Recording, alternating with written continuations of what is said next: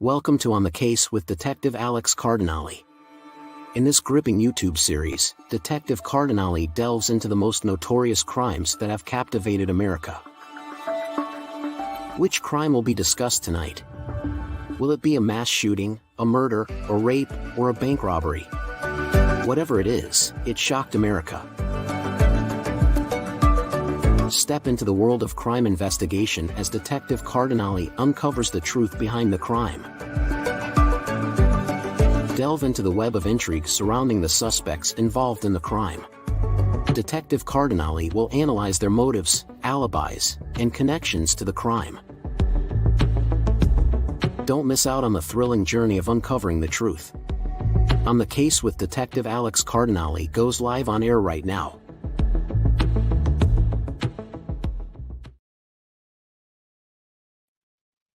Welcome to a special Valentine's Day edition of On the Case.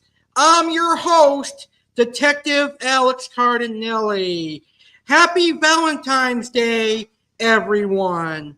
Tonight on the Case, we are going to learn about crimes that took place on Valentine's Day or crimes that are associated with love.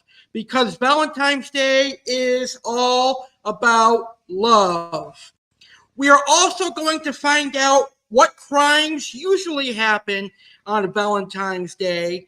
And then we are going to have a bloody Valentine's Day as we learn about some of the worst murders in history of the United States. These are the worst murders involving love and romance or broken hearts.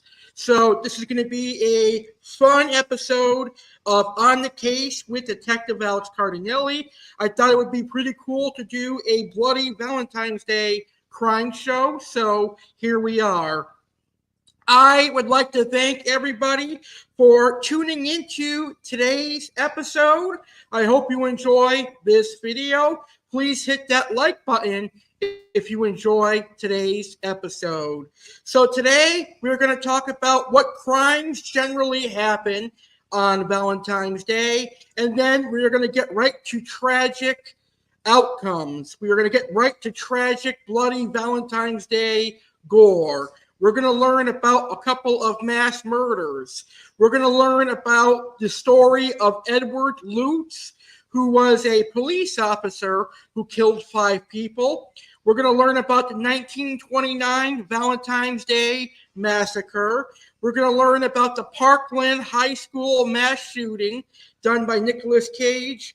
And finally, we are going to relive the Richard Farley ESL shooting because I've already talked about Richard Farley here on the Case. But because today is Valentine's Day and Valentine's Day is all about love, we have to take a look again at Richard Farley.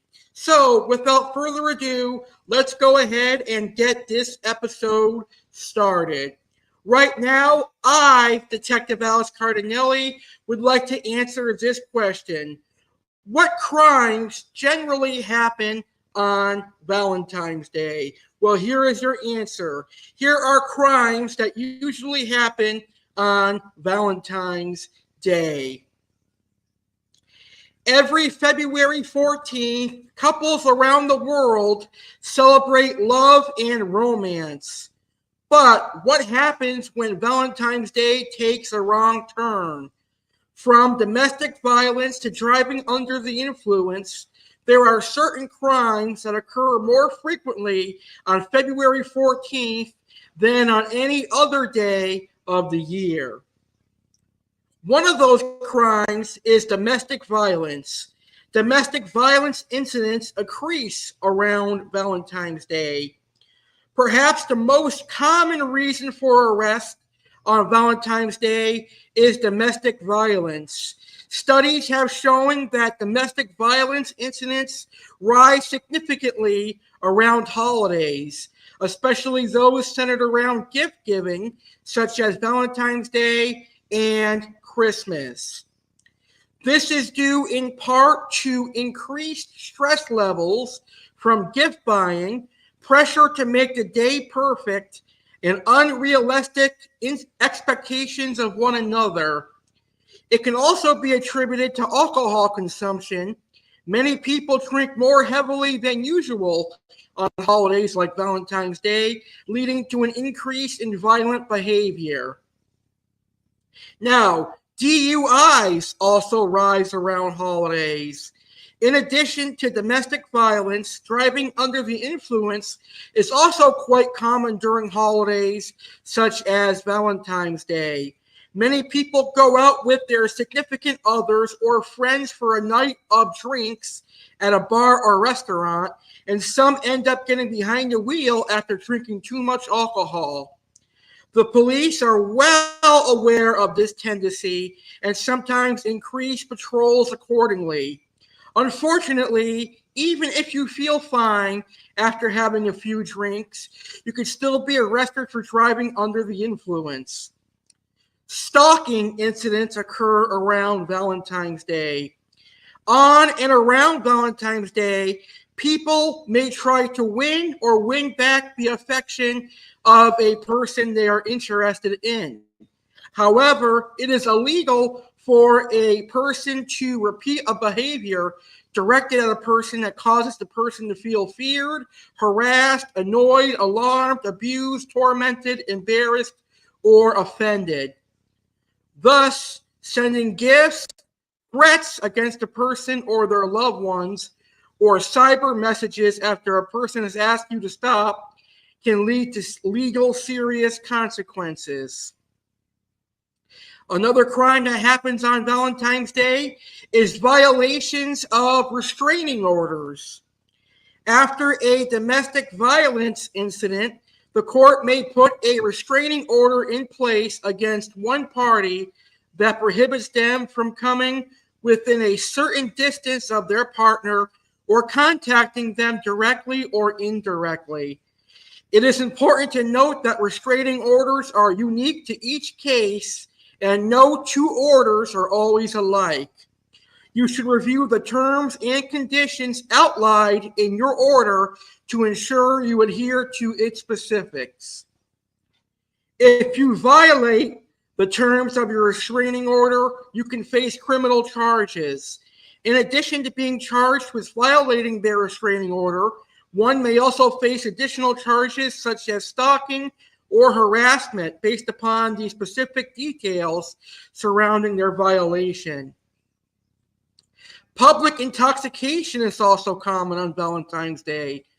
Another frequent reason for arrest during major holidays like Valentine's Day is public intoxication.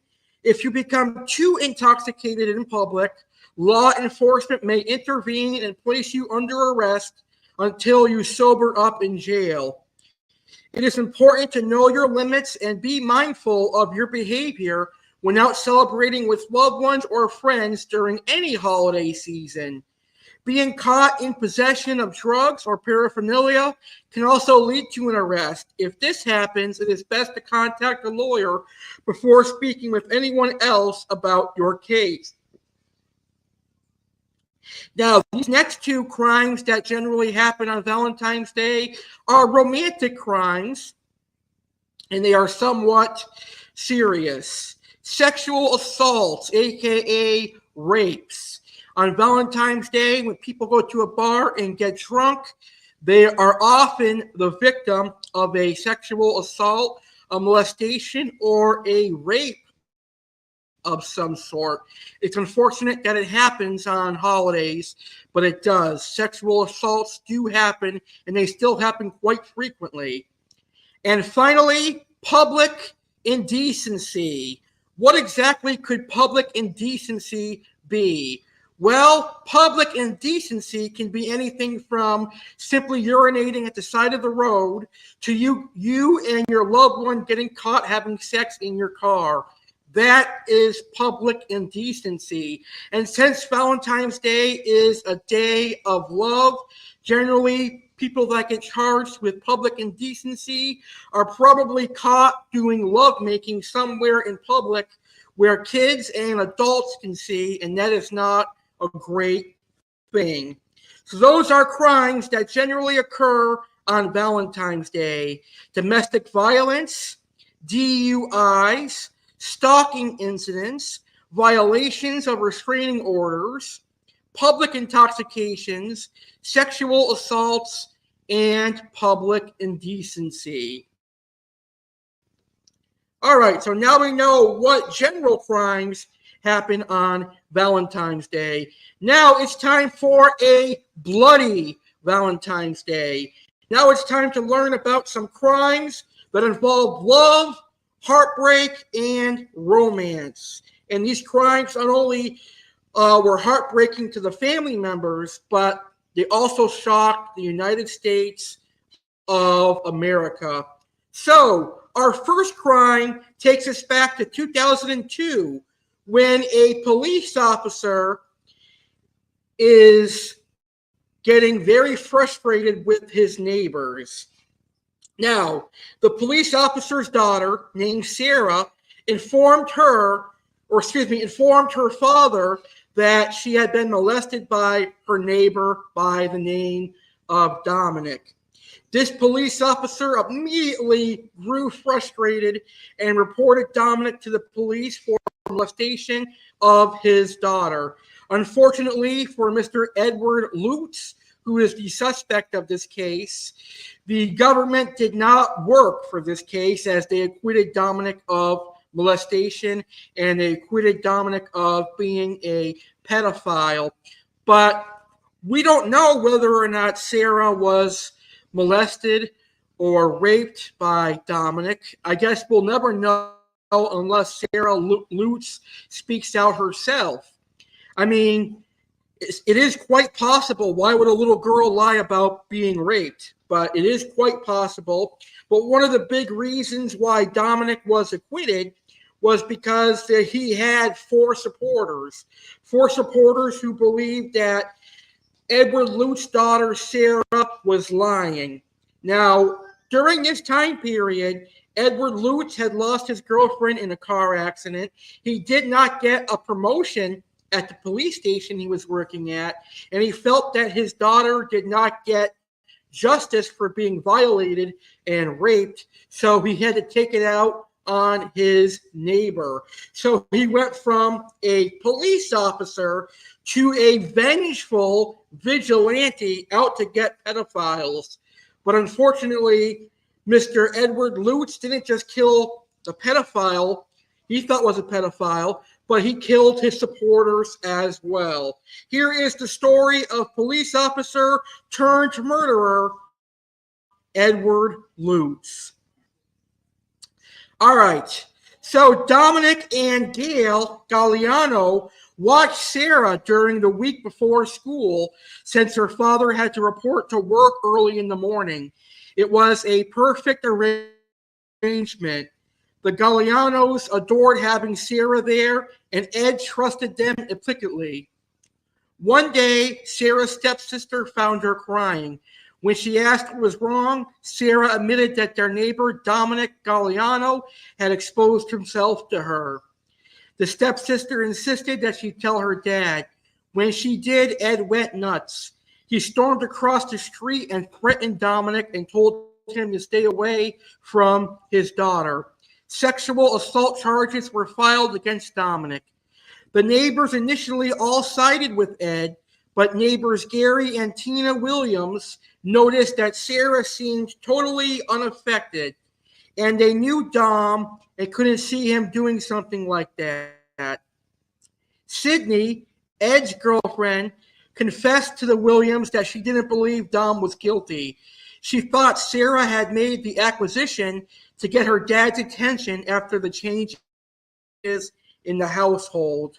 The Williams went to Dom and apologized and said that they believed him. They also testified as character witnesses.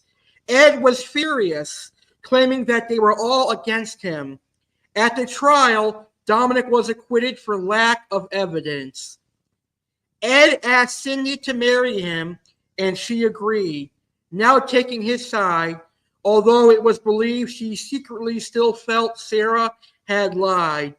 One day, when Sydney was picking up her wedding dress, she was involved in a car accident and killed instantly. This seemed to push Ed over the edge. He drank and gambled and became more threatening and violent. The neighborhood became tension-filled. The Williams and Galanos were the victims of various acts of vandalism. They were certain Ed was behind them, but the police claimed there was no proof, so nothing was done about it. Ed posted flyers all over the neighborhood with a photo of Dominic and the words pedophile above and every dad has his day below. One night, the neighbors noticed a bright light coming from Ed's house and saw that he was projecting the words onto his house. Every dad has his day. It was completely obvious Ed was spiraling completely out of control. And then that vengeful day happened. On April 9th, 2022, or excuse me, April 9th, 2002, on April 9th, 2002, Ed Lutz took his police-issued MP5 machine gun and burst into the Williams front door. Tina was sitting on the sofa. Ed opened fire, then stalked into the dining room where he shot Gary. Their daughter was away for a quick 15-minute trip, but their son was in the bedroom and heard the shots. He came out and saw Ed, then ran back into the room and managed to escape out the window, although he suffered an injured leg. His sister was arriving home. He flagged her down and told her what had happened. Police arrived, and the Williams daughter noticed the Galano's door was wide open. She told the officers to check the house, that they would find more victims. Inside the Galano home, police found the bodies of Dominic Galano, his wife Gail Galano, and their 25-year-old son Christopher, all riddled with bullets. Police found the below voicemail messages on Ed's machine, and I'm going to read these voicemails to you in just a second. After they found these voicemail messages, they began a manhunt that ended 12 hours later when they found Ed in his vehicle dead from a self-inflicted gunshot. Ed had also driven to the police chief's home, angry at being overlooked for a promotion, and shot him as well. Fortunately for the police chief, he is the only person to survive being shot, and he managed to escape with only minor injuries. So here are the very scary voicemails from Mr. Ed Lutz, who is the perpetrator, a police officer, a cop to a murderer. And I quote, "It's an emergency, huh?" Sick, sarcastic laugh can heard in the background. "Well, guess what? I finally got pushed over the edge.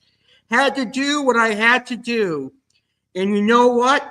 I'm continuing on, and I'm doing it more. You don't know where I'm at, but I'm doing it more. There's going to be a lot of dead fucking bodies all over the fucking place. Everyone had it coming to them. Now they're going to get it. Goodbye. You know what, Ruth Ann? I always loved you. Tell my daughter I'm very sorry, but I did this to protect her. Because something had to be done. I snapped. I couldn't do it anymore, but it had to be done. I couldn't deal with my daughter being violated, and this scumbag criminal justice system did not work in the way it's supposed to work, and my daughter got the bad end of the stick. Do you know what? I did this for my daughter. So I love you, honey. I did it for you, baby. Please don't ever think bad of Daddy. Daddy done it for you. Daddy took away those badass people for you. I love you, baby. Please grow up to be a good girl. You're not going to see Daddy again because Daddy can't go to jail. Cops don't go to jail. You're not going to see Daddy again, so please grow up to be a good girl. and listen to your mom, and please, please be with Ruth Ann, and do what she tells you, and try to be the best you can. I love you so much, but I had to do this, honey. I had to do it. I'm going to miss you so much. Daddy will see you up in heaven, and you'll know why I did it for you. I love you. Bye, baby. And that was his first voice message. Here is his second voice message. Yeah, it's an effing emergency. You can answer the effing phone right now. I went out and killed already, but you know what? It's not going to stop yet until I'm not done. It's going to be suicide by cop. I'm going to be killed by an effing cop, one of my effing own. You believe it. I'm going to be killed by a cop, one of my own. But you know what? All this boils down to what happened. I effing snapped. You made me snap, and you took my blank finally snapping point, and you made me snap. And guess what? I snapped on the right people, and I killed the right people. Everyone that needed to be dead is dead right now. And guess what? I don't give two shits. Okay, so at least you could do is pick up the phone. Tell my daughter, my love, my baby, I did it for you. Daddy would never let anybody hurt you. Somebody hurt you, guess what? Daddy has to pay back. He had to pay back in a bad way. He had to pay back in a way that you'll probably never see me again. But he had to pay back. He had to pay it back because it couldn't go untouched. It couldn't go untouched. It had to be done. It had to be done, girl. You know that as well as I do. People can't just touch you and get away with it. They're all going to know, or they're not going to know because they are going to be dead. But you know what? You'll live a nice life with your mom and Ruth Ann, please. You're not going to see Daddy again, but I want you to grow up to be a big girl. I want you to grow up to be a little girl, and I want you to stay with Ruth Ann and your mom. They'll teach you the right thing. Daddy had to do this. I can't let anyone hurt you. There were people that hurt you, and the justice system failed us. It failed us. And I finally just had enough, and I had to do what I had to do. And there got to be paybacks. You know that Daddy pays back everything, and there got to be paybacks. You know that Dad pays back everything. So those were the voicemails that the police officers found at Edward Lute's home. So Edward Lutz went to the Williamsons' house, shot and killed them, and then he went to Dominic's house, shot Dominic, the guy that's accused of molesting his daughter, shot Dominic's wife, and shot their son. All of them died instantly. Then Ed went to his police chief and shot him because he didn't get a promotion. But luckily, his police chief survived. Then Ed went missing. He went and hid somewhere for a while. But in the end, Mr. Edward Lutz decided to commit suicide. He couldn't take it anymore. Very, very tragic case all around. I definitely understand if you're a father and your daughter is saying someone molested her, how angry you can get. But there are ways to go around it, but without killing anyone. Anyway, that is the story of Edward Lutz. Edward Lutz, the police officer, turned into a murderer. All right, now we're going to travel all the way back to 1929, where Italian mafia member Al Capone orchestrated a massacre, a Valentine's Day massacre. Here is the 1929 Valentine's Massacre, and here is some information on the 1929 Valentine's Massacre. Now, the Valentine's Day Massacre was the murder of 7 members and associates of Chicago's North Side gang that occurred on Valentine's Day 1929. The men were gathered at a Lincoln Park, Chicago garage on the morning of February 14th, 1929. They were lined up against a wall and shot by 4 unknown assailants, 2 of whom were disguised as police officers. The murders result from the competition for control of organized crime in the city during Prohibition between the largely Irish Northsiders, headed by George Bugs Moran, and their largely Italian Chicago outfit rivals, led by Al Capone.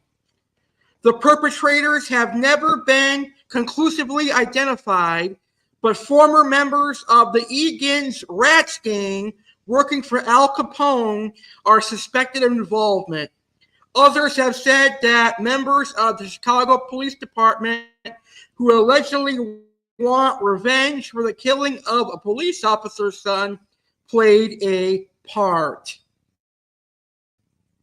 So, at 10:30 in the morning on St. Valentine's Day, Thursday, February 14th, 1929, 7 men were murdered at the garage at 2122 North Clark Street in the Lincoln Park neighborhood of Chicago's North Side.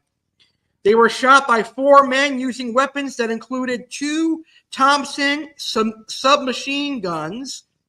2 of the shooters were wearing police uniforms, while the others wore suits, ties, overcoats, and hats. Witnesses saw the men in police uniforms leading the other men at gunpoint out of the garage after the shooting. The victims included 5 members of George Bugs Moran's Northside gang.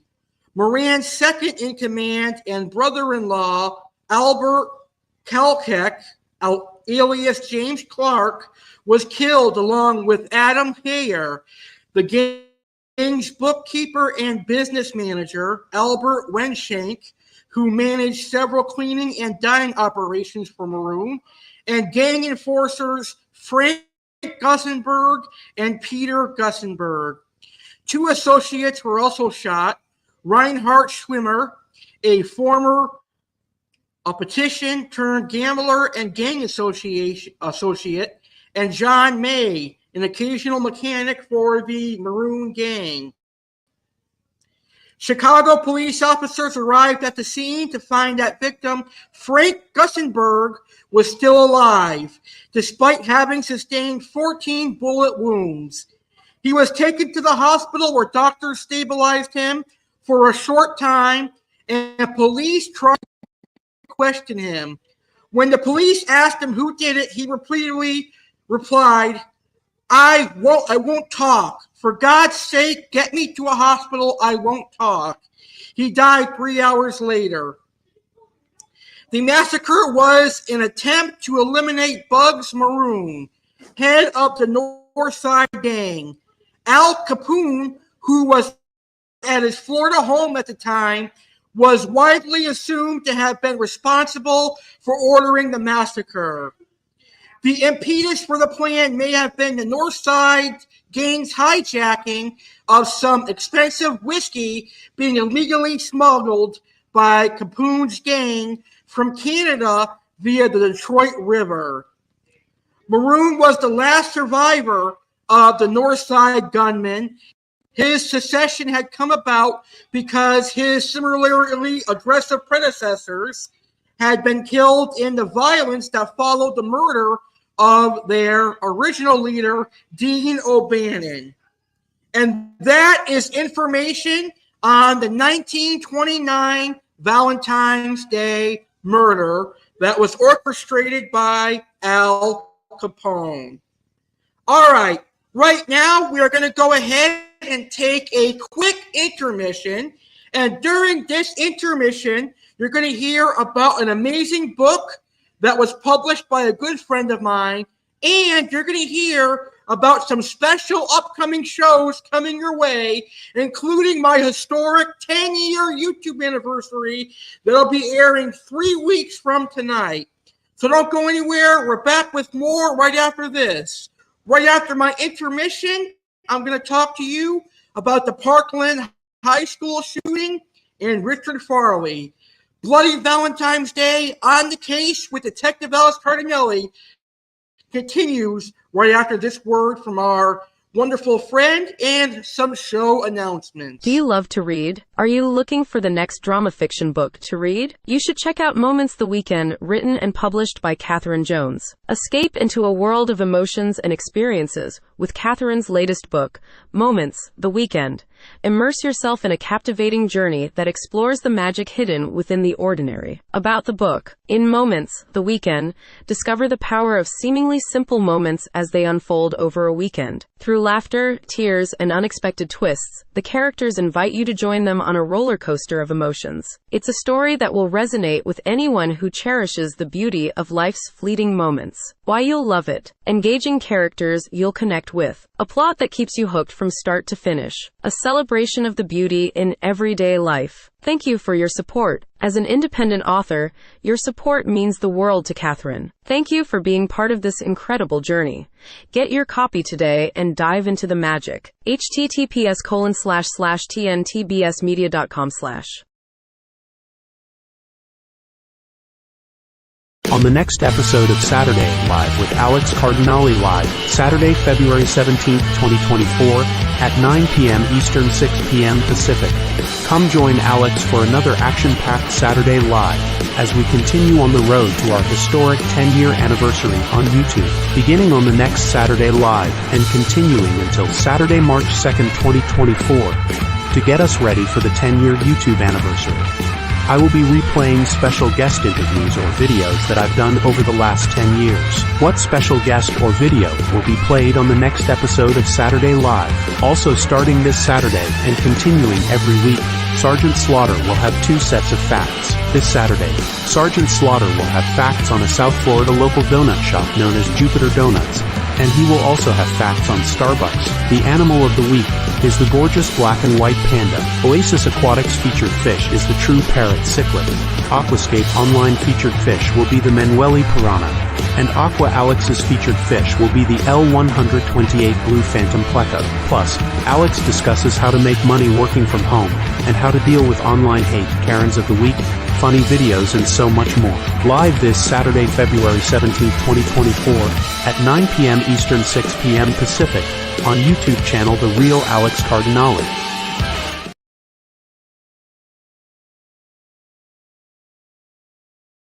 It all begins again. You are invited to celebrate 10 years of Alex Cardinale on YouTube. Alex Cardinale created this YouTube channel on March 6, 2014. At the very beginning, this channel was dedicated to tropical fish and aquariums. As the years progressed, this channel has incorporated WWE, cooking and baking, crime discussion, and even a Saturday talk show. Now, 10 years later, I am growing bigger and better on YouTube. I now have well over 1,000 videos, well over 16,000 subscribers, and well over 200 million views. For 10 years straight, I've put my blood, sweat, and tears into this YouTube channel. Through the good and the bad, one thing has always remained true. Alex Cardinale will always be on YouTube. No one or nothing can stop me from creating my quality content, and no one can stop all my success. From 2014 to 2024, I've persevered through the hard times and celebrated all the good times. I'm very thankful for my loyal audience. Now on March 6th and March 7th, 2024, it all begins again. It's a new beginning. Let's celebrate a decade of dominance, a decade of perseverance, a decade of the unexpected, a decade of greatness, and of course a decade of being legendary. The 10-year YouTube anniversary will be a 2-night extravaganza beginning Wednesday, March 6th, 2024, and concluding at the end of the show on Thursday, March 7th, 2024. Both shows will begin promptly at 9 p.m. Eastern, 6 p.m. Pacific, and will air live on YouTube channel The Real Alex Cardinale. It will be a stupendous event, and you are all invited to be there. The 10-year YouTube anniversary extravaganza begins Wednesday, March 6, 2024, at 9 p.m. Eastern, 6 p.m. Pacific.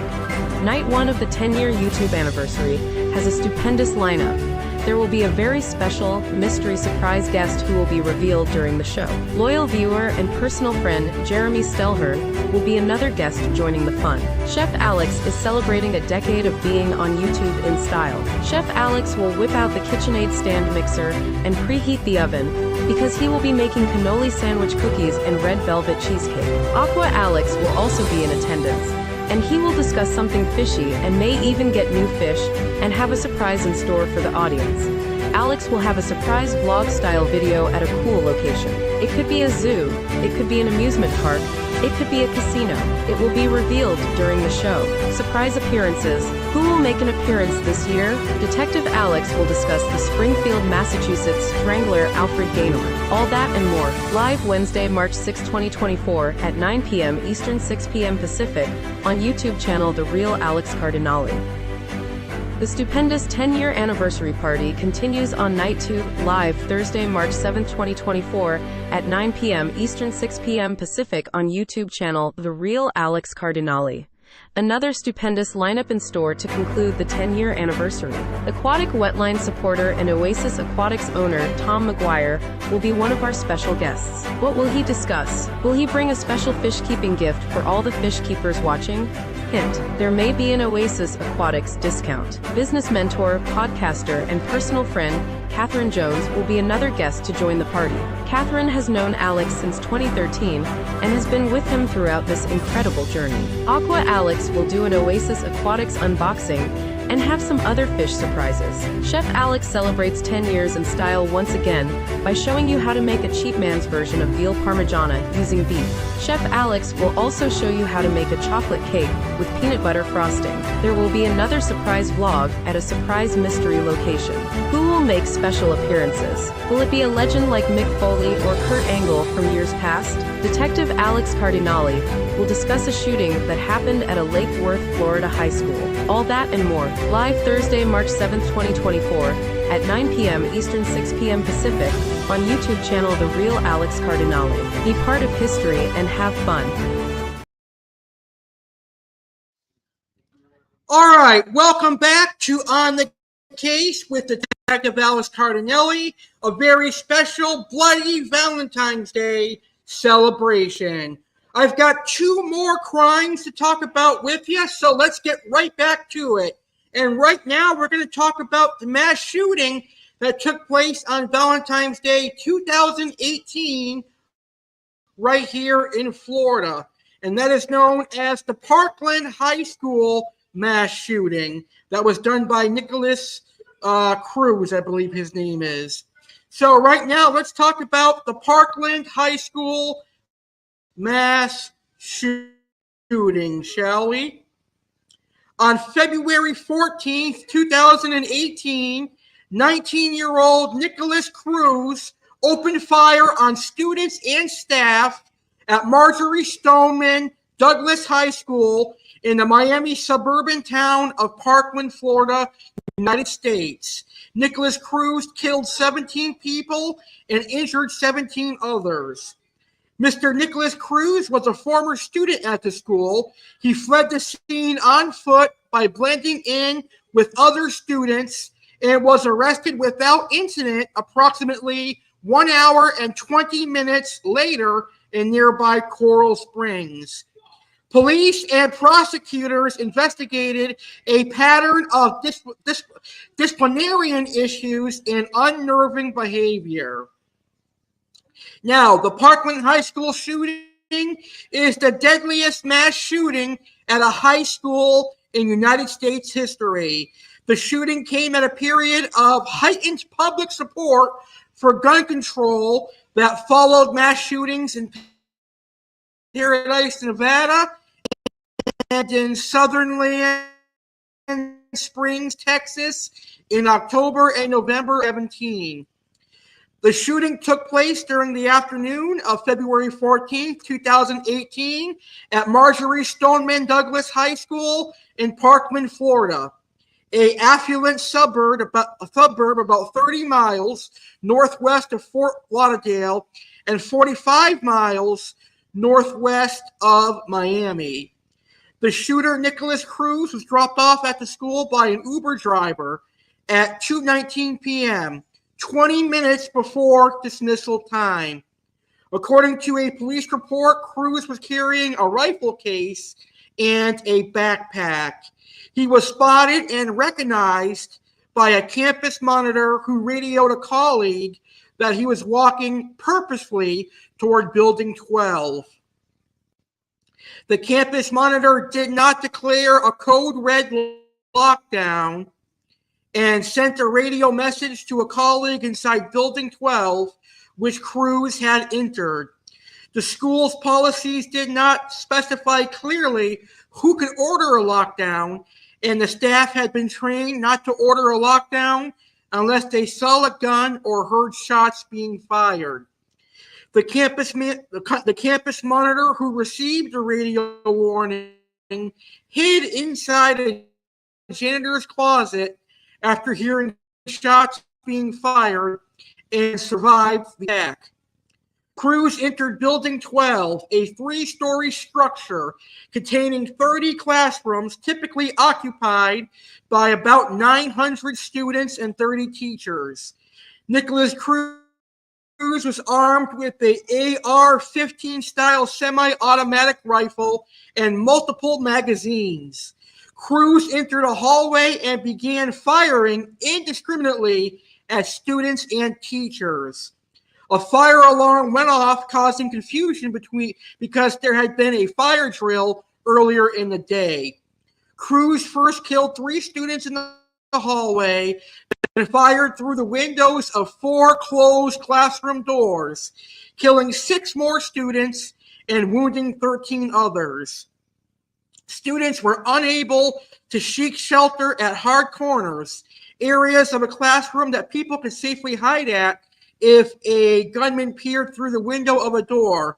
Because many of these classrooms in Building 12 lacked one, and furniture otherwise obstructed potential safe spaces.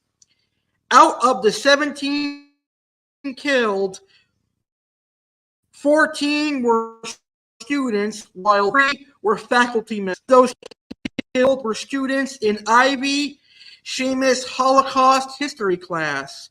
Seamus was teaching a class lesson on combating hate when Cruz fired shots into her classroom.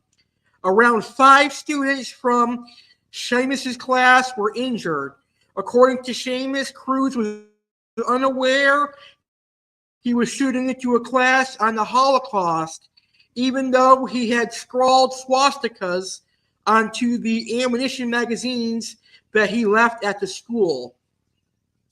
As the shooting unfolded, a code red was still not called due to confusion among school employees over who had the authority to do so. At around 2:21 p.m., a staff member eventually activated a lockdown, but only after discovering the body of a victim and hearing gunfire.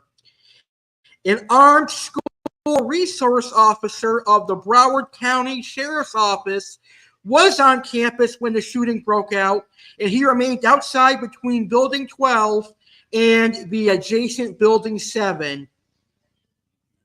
After killing 2 staff members near a stairwell, Cruz went to the 2nd floor where he fired into 2 more classrooms but did not hit anyone. On the 3rd floor, he shot and killed 5 students and another staff member who had been stranded in the hallway. 4 other students were injured. Next, he went into a teacher's lounge where he attempted to shoot out the hurricane-resistant windows facing the yard in order to target students and staff fleeing below, but failed. Thank God he failed doing that.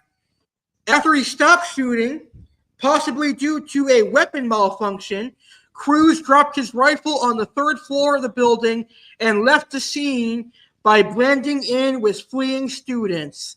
He then walked to a fast food restaurant, stopping at a mall to get a soda on the way, and lingered before leaving on foot at 3:01 p.m.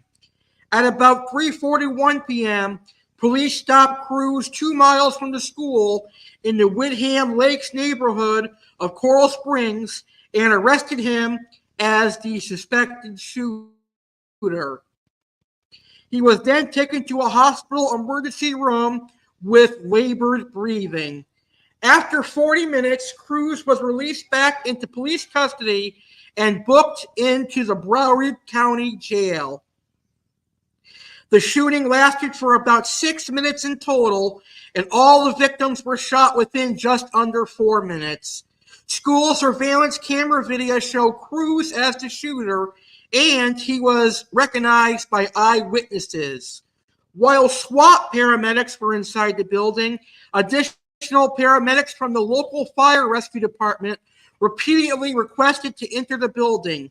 These requests were denied by the Broward Sheriff's Office even after the suspect was arrested. And that is information on the Parkland High School mass shooting. A tragic mass shooting that took place on Valentine's Day in 2018. All right, now we're going to talk about our final crime case. Now, I've already done an entire episode of On the Case dedicated to this case, so we're just going to briefly go over this case one more time. And that is the crazy stalker turned mass murderer, Richard Farley. If you'd like to learn the full details about this case, I highly recommend watching my episode on Richard Farley. Just go to my YouTube channel, The Real Alex Cardinale, and go to the On the Case with Detective Alex Cardinale playlist, and you'll find information on this shooting. So now I'm going to give you some basic information on this shooting. Now, Richard Farley had a crush on Laura Black. Laura Black was a woman that Richard Farley worked with. He had an obsession with her. He really loved her. He wanted to date her, but Laura did not return the favor. She wanted nothing to do with Richard. So when Laura kept turning down Richard got angrier and angrier and angrier, and eventually Richard decided to do something about it.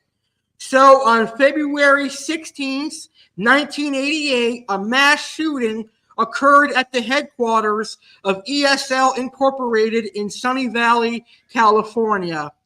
39-year-old Richard Farley shot and killed 7 people and wounded 4 others.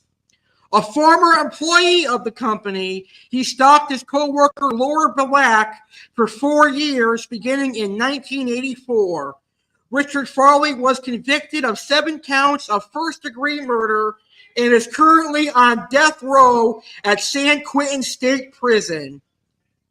So that's some information on Richard Farley and Laura Black. Again, to learn the full details on this case, just go to my YouTube channel, The Real Alex Cardinale, and go to the On the Case with Detective Alex Cardinale playlist. All right, ladies and gentlemen, that is this episode of On the Case with Detective Alex Cardinale. I hope you enjoyed tonight's episode of On the Case. Happy Valentine's, everyone. I hope you have a great Valentine's Day. Thank you for watching this special Valentine's edition of On the Case with me, Detective Alex Cardinale.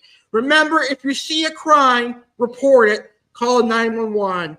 If you see a crime taking place, report it by calling 911. Good night, everyone. Have a great rest of your Valentine's Day, and I will see you on the next episode of On the Case with Detective Alex Cardinale.